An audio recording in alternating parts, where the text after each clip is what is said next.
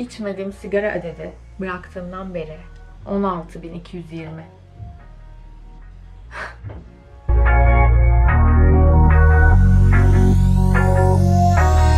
Herkese merhaba. Bugünkü videomda 15 yıl sonra sigarayı nasıl bıraktığımdan bahsetmek istiyorum.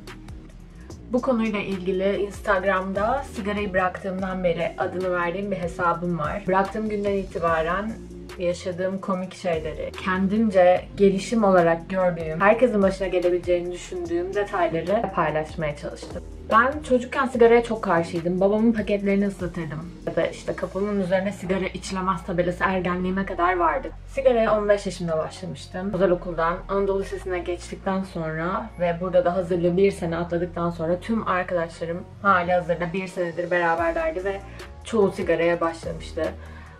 İlk başta aşırı karşı olmama rağmen ben de onlarla teneffüslerde git gel aralarda bir şekilde başlamış bulundum. 15 yaşımdan 29 yaşıma kadar neredeyse 30'a gelmek üzereydim.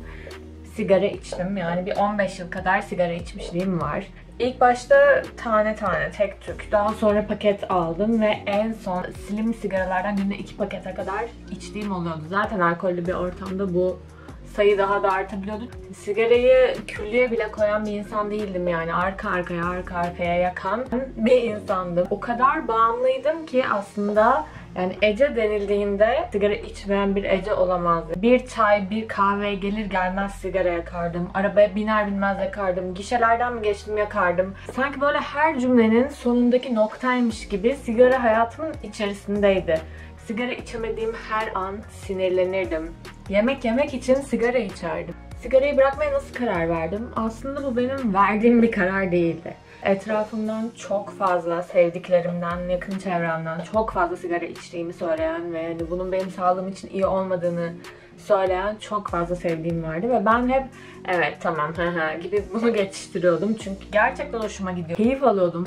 Hiçbir zaman ya bırakmalıyım demedim ya da işte keşke bırakabilsem bırakamıyorum gibi bir durumda hiç bulunmadım. Çok fazla uyarı aldıktan sonra azaltma denemeleri inanılmaz anlamsızdı benim için. Birileri benim için bunu istiyordu ama ben gerçekten istemiyordum.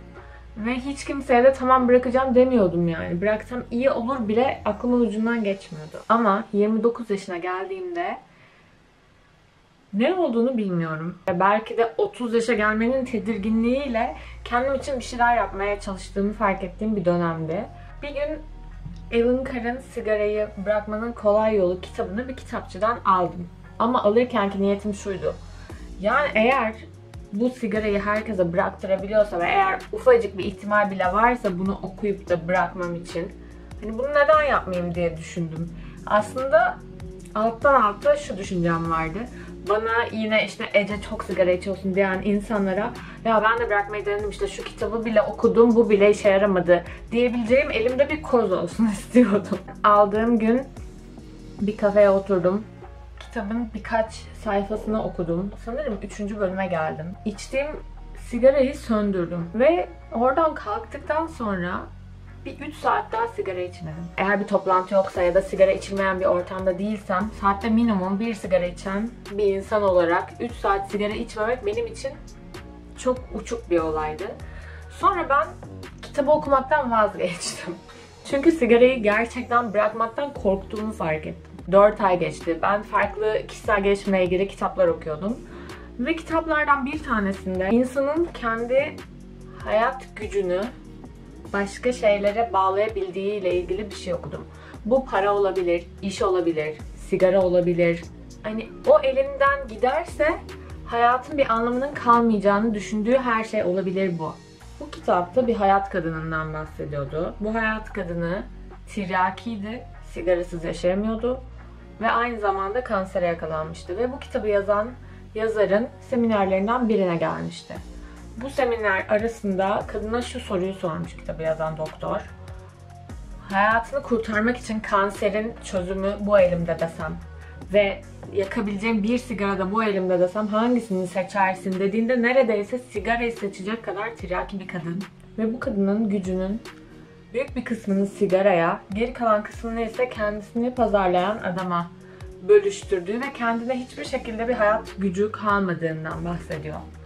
Gücünü başkasına teslim etmek gibi düşündüğümde sigaranın benim için sanki yanımda duran, arkadaşlarımla otururken bir anda beni kolumdan tutup dışarı çıkaran ve 10 dakika orada tutan ya da bir toplantıdayken sürekli beni sıkıntıya sokup hadi dışarı çıkıyoruz deyip beni çıkaran, yani arabaya bindik hadi şimdi bir tane yakıyorsun diyen, yani o sigaranın içerisindeki nikotini gerçekten beni bir şekilde esir eden bir insan gibi düşünmeye başladım. Ve nasıl beni birinin kontrol etmesine izin verebilirim düşüncesiyle kendimi kandırmaktan vazgeçmem gerektiğini düşünmeye başladım. Benim kontrolüm dışında nasıl benimle ilgili bir şey bu kadar hayatımı etkileyebiliyor diye düşündüğümde buna artık izin vermemem gerektiğini fark ettim. Aslında bütün olay benim için kontrolüm dışında olan, hayatıma etki eden, bana zarar veren bir şey olduğunu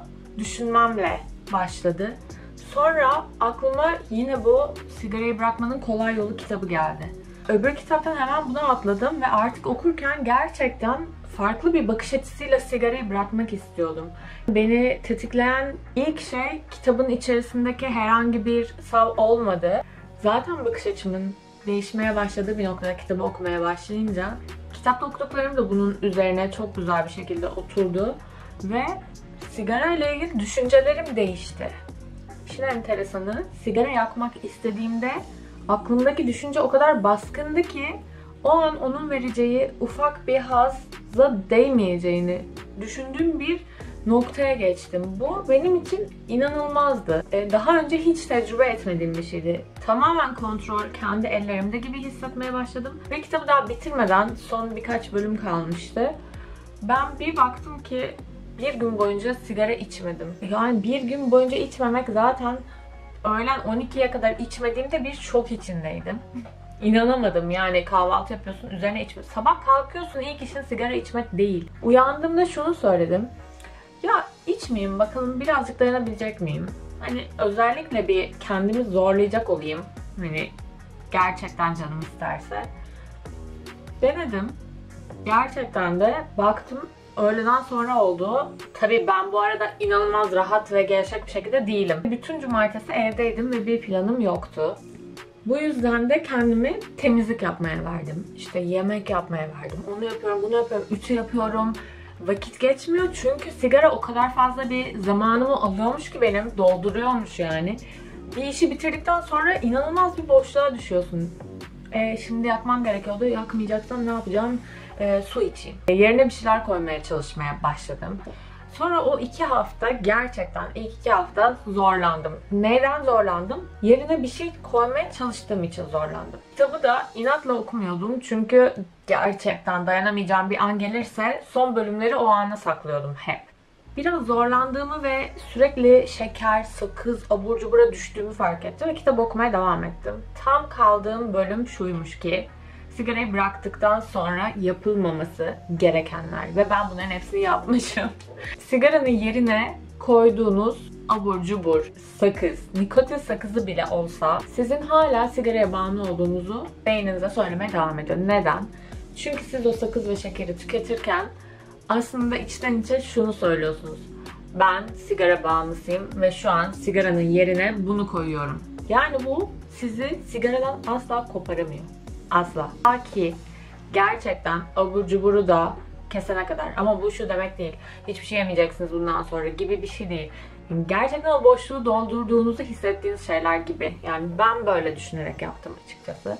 Bu arada bu konunun asla uzmanı değilim. Kesinlikle sadece sigarayı bırakan bir insanım. Ve deneyimlerimi aktarıyorum. Açtığım Instagram hesabında da tamamen ilk günden beri sadece kendi yaşadıklarımdan bahsettim. Ve bana insanlar sorular sormaya başladı. Onlara da sadece kendi deneyimlerimden bahsettim. Okuduğum kitaba yönlendirdim ve bırakanlar oldu. Bu bana çok mutluluk verdi. En azından başka insanların da sigarayı bırakmasına yardımcı olabildiğimi bilmek bile benim için inanılmaz keyifli bir duygu. İlk bir ay zorlandım. Sigara dumanından çok rahatsız oldum. Sigara içilen ortamlara giremedim. Sigara içen arkadaşlarımla buluştuğumda Yanımda içmelerini istemedim. Yani arabada giderken bile trafikte düşük bir hızda öndeki arabadaki insanın içtiği sigaranın kokusunu alabiliyordum. O kadar hassaslaştım ki kıyafetlerimden, evden, her şeyden bu kokuyu bir an önce çıkarmam gerekiyordu. Komik şeyler oldu ama bunun yanında güzel şeyler de oldu. Bu bana ne kattı? Kendime değer vermeyi öğrendim en başta. Beslenmem düzeldi, spora başladım. Daha rahat alkol, kahve, çay tüketebilmeye başladım. Yanımda bir arkadaşım sigara içtiğinde artık rahatsız olmamaya başladım. Kilo alıp almadığımı soranlar oluyor mesela. İlk başlarda bir 3-4 kilo aldım o ilk abur cubur dönemlerini atlatamadığımda. Ama sonradan sporla bu kiloları verdim ve düzenli spor yapmaya devam ediyorum. O yüzden baştaki kilomla aynı kilodayım. Rahat nefes alamadığımı fark ettim. Ben nefes alamamamı hep sigaraya bağlardım. Ama bunun burnumla ilgili bir problem olduğunu bir yoga dersinde fark ettim.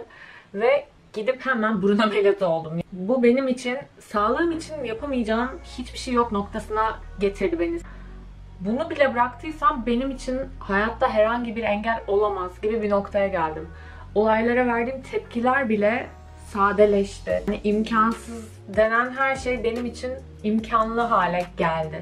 Şu an mesela 30 yaşımda diş tellerim var. Yani yapamayacağım gerçekten hiçbir şey yokmuş gibi hissediyorum. Kendimi iyi hissediyorum, evimi iyi hissediyorum. Feng Shui gibi şeylerle ilgileniyorum, astrolojiyle ilgileniyorum. Daha keyifli yanlarından bakmaya başladım aslında hayata. Daha önce yaptığım tek şey eve gelip televizyon ya da dizi ya da Netflix her neyse onu açıp karşısında sigara içip, çay içip, kanepede pinekleyip ertesi gün uyanıp yeniden işe gitmek. Yani bu. Ve işte de yaptığım şey çalışıp sigara molası, çalışıp sigara molası, çalışıp sigara molası. Sigara içmeden de o molalara çıkılabildiğini daha sonradan fark ettim. Daha uzun süreler rahatça çalışabildiğimi fark ettim. Hiçbir şekilde bölünmeden. Ama bu güzel yanların dışında asıl söylemek istediğim şey bana göre gerçekten sigarayı bırakmayı istemek ve istiyormuş gibi yapmak arasında ince bir çizgi var ki bunu kişinin kendisine fark etmesi lazım diye düşünüyorum. Okuduğum kitapta da bundan bahsediyor. Siz kendi başınıza sigarayı bırakıp günlerce içmemek için direnip hala çok içmek isterken kendinizi sıkmak, etmek bu sigara bırakmak değildir. Bu kendinize yaptığınız bir işkencedir diyor. Yani gerçekten bakış açınızı değiştirip hakikaten neden içmediğinizi bilmek bambaşka bir nokta. Beni etkileyen bir sonraki noktada şu oldu. Kendinizi kandırmaktan vazgeçin yazıyordu. Kendinize bile dürüst olamıyorsanız ve kendinizi bile kandırıyorsanız Quit Smoking diye bir app kullanıyorum ben. Ne kadar süredir sigara içmediğinizin bir kaydını tutuyor. Ve sigara içmeyerek ne kadar para harcamadığınızı, kaç sigara içmediğinizi ilk günden beri bir kronometre gibi düşünün. Şu an ben 1 sene, 5 aydır ve 3 haftadır sigara içmiyorum. Bu uygulama arada bir uyarılar veriyor, gönderiyor.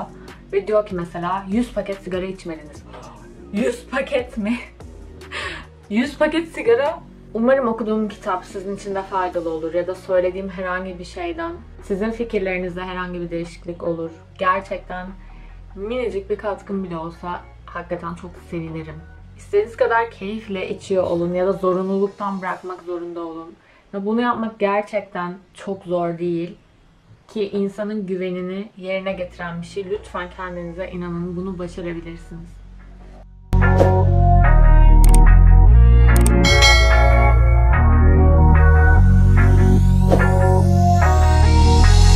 Bu arada bu videonun altında sadece sigarayı bırakmamla ilgili olan Instagram hesabımın linkini, okuduğum kitabın linkini ve bu kitabın İstanbul'daki merkezinin web sitesinde ekleyeceğim. Dilerseniz seminerlerine de katılabilirsiniz. Çünkü ben kendileriyle görüşmüştüm. Ve herkes için okumanın iyi bir yöntem olmayabileceğini, belki dinleyerek ya da konuşarak daha kolay bir şekilde kafalarında bir şeylerin değişebileceğini bana söylemişlerdi. Bu yüzden eğer bu yolu tercih ederseniz diye bunları da mutlaka incelemenizi tavsiye ediyorum.